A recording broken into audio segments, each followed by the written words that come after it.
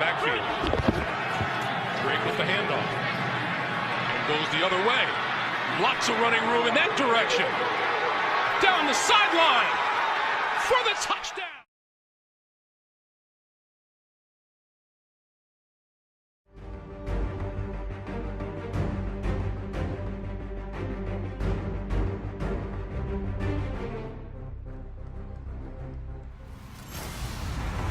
Hello, everyone. I'm Larry Ridley, and this is the NFL on EA Sports.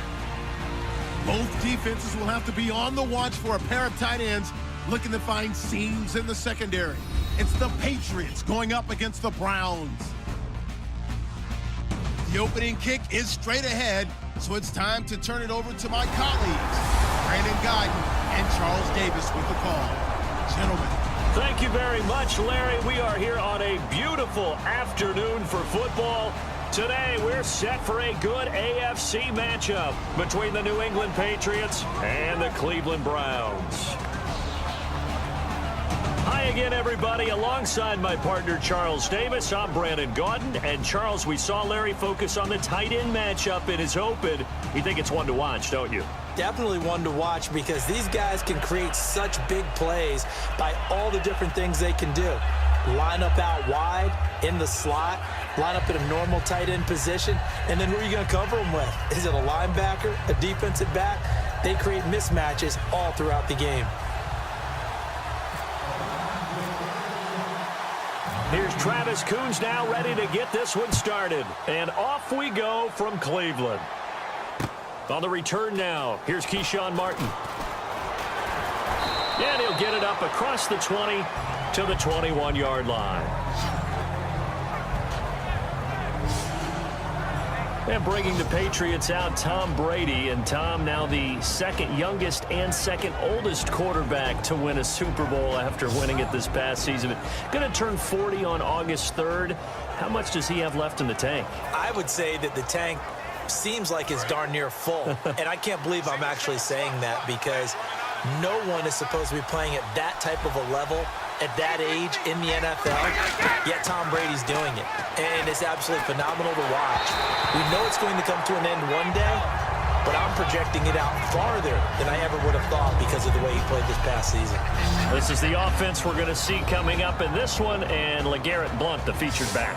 The big knock on him coming out of college was his lack of speed, but it's definitely not his lack of power. He runs right through opposing tacklers and sets things up big for his offense.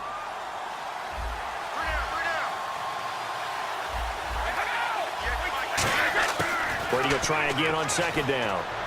And he's got Edelman for the first time. That's complete. That one goes for 13 yards, and it moves the sticks. Last year for Edelman, just below 100 receptions, 98, over 1,100 yards, 3 touchdowns. And, you know, this is a guy that gets a lot of pub for being that perfect receiver for Tom Brady and the New England Patriots. What's his role going forward? I think his role going forward is to be a bona fide #1 receiver in the NFL, meaning he's not just a Tom Brady receiver. He's that guy for anyone. And he spent so much time proving himself as he got into the league, just what you were talking about. Can I have a role here with New England? Now it's not just proving himself. It's continuing to develop in his craft. And I think he's going to just keep getting better and better. He never gave up on himself in his dreams, and he doesn't give up on any single play. And now the starting defense for the Browns. If your day involves blocking Danny Shelton, you better pack lunch and dinner. It's an all-day job.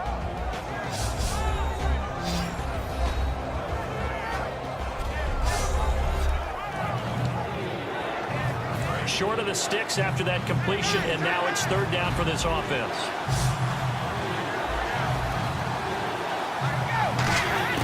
Throwing is Brady on third down. And complete to Lewis over the middle.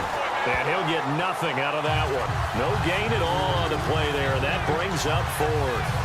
The defense loves to hang their hat on that, don't they? You get a guy that catches the ball, but you stop him for no gain. Without a doubt, because they're also used to trying to catch people after the catch, and they miss. And that turns into what? A huge play. We've seen it so many times. In this case, though, catch was made, put down right on the spot. A nice job on the return there, 16 yards. And the Browns will take over, 1st and 10.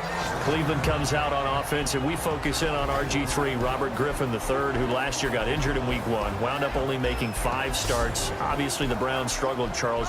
What is his future? What is Robert Griffin III's future now? To be determined in 2017 and really in the off-season of 2017. Totally healing up from the injuries he had in 2016 season. Adapting again to another offensive coordinator, another quarterback coach. But his head coach, Hugh Jackson, who does call the plays, he's still there in Cleveland. 2nd year there. This is Robert Griffin III's best opportunity to be a starting quarterback for a full season in the NFL.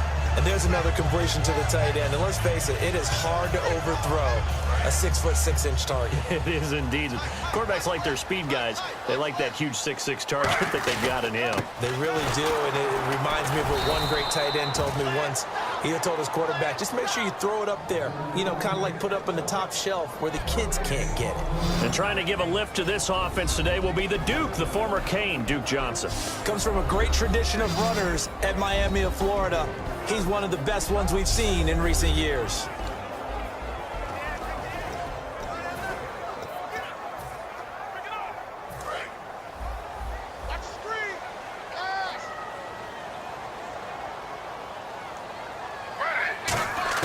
Now Griffin on 2nd down.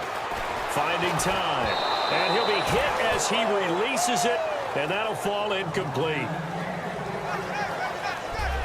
Here's New England defensively. Last year, the #1 overall defense as far as points given up goes. And they've got a lot coming back in 2017. Now, they certainly do. And let's go back to the Super Bowl. Trey Flowers, who was their leading sack guy in 2006. He had 7 in the regular season. He was a monster in the Super Bowl against Atlanta. He's back there for them. How about Dante Hightower at linebacker? His first Pro Bowl in 2016. And then, just moving on back to the secondary, Devin McCourty, the guy who quarterbacks him back as safety. He's been to the Pro Bowl as a corner and as a free safety. A big play that time on the catch and run. 32 yards. I know they have good coverage downfield, but you have to wonder, on 3rd and long like that, how does that happen that they can get that far downfield and complete a pass? You got to guard the sticks, understand where you are, so it's almost like someone fell asleep at the switch, and now that the play's been completed, they've got to dust themselves off on defense, pick it up, and figure out how to not let that happen again. Going to throw right side here, complete. And down inside the 15, shy of the 10. That one good for 16, and the drive will continue. So much goes into a successful play, doesn't it? How about that play action there, freezing the defense just enough to bring the tight end free downfield for the completion. So they're operating in the red zone.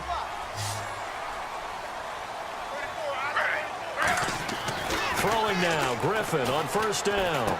And this is Gabriel on the catch. And he'll take it into the end zone for a Browns touchdown. Taylor Gabriel from 10 yards out.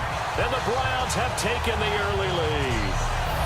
As a former DB, you might not like to see that, but from a wide receiver's perspective, those are the plays they dream of. Correct on both counts, all right? Because once he took off, I mean, let's face it, that should have been done in Big Sky Country. Aren't any speed limits out there?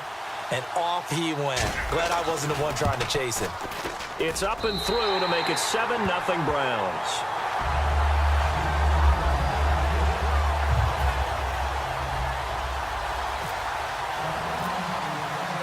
Coons on now to kick this one away following the score.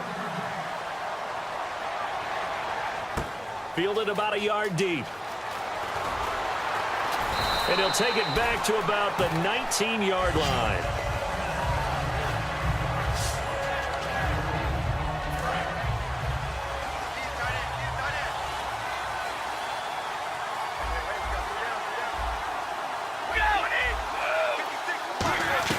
They start on the ground here with Blunt.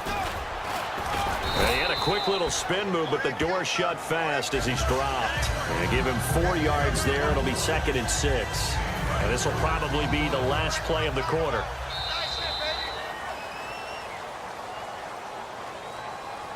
One quarter in the books. 7-0 is our score. You're watching the NFL on EA Sports.